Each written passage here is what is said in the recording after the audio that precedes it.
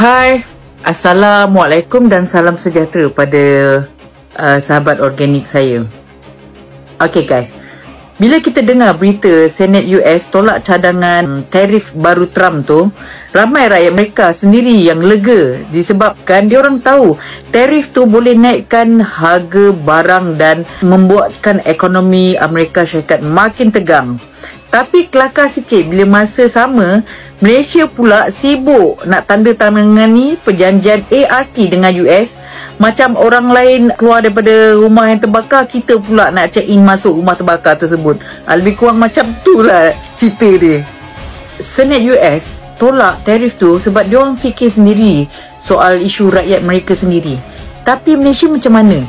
Malaysia terus je ikut rentak Amerika. Perjanjian ART tu kononnya untuk buka peluang dagang. Tapi bila kita tengok balik isi dia, ada banyak benda yang buat kita hilang kawalan. US boleh ubah terma kalau dia tak puas hati. Kalau Malaysia berdagang dengan negara yang dia tak suka, terus kena penalty.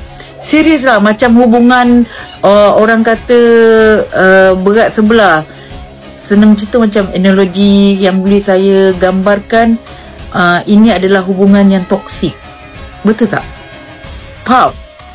Kerajaan cakap semua ni untuk kestabilan ekonomi dan pelaburan. Tapi rakyat tak nampak pun apa faedah yang boleh datang pada kita. Yang kita nampak cuma Malaysia ni sedikit sebanyak nampak macam tunduk pada kuasa luar. Senat dekat sana boleh lawan tau dasar Trump. Tapi kita siap tanda tangani dengan bangga. Padahal kesan dia belum tentu berpihak pada kita.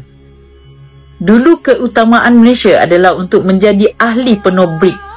Namun selepas Duta Amerika Syarikat memberi amaran supaya tidak melanggar garis merah berikutan perjanjian perdagangan US Malaysia, tiba-tiba Malaysia kata Malaysia sudah cukup puas hati sekadar menjadi rakan BRIC, bukan jadi ahli.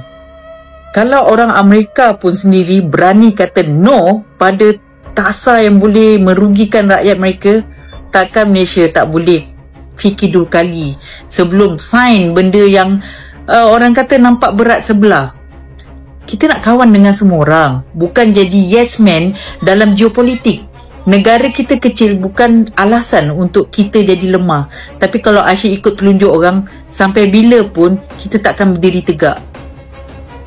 Pendek cerita, mohon saya agar kerajaan Malaysia fikir balik dan tariklah diri sebelum apa-apa terjadi.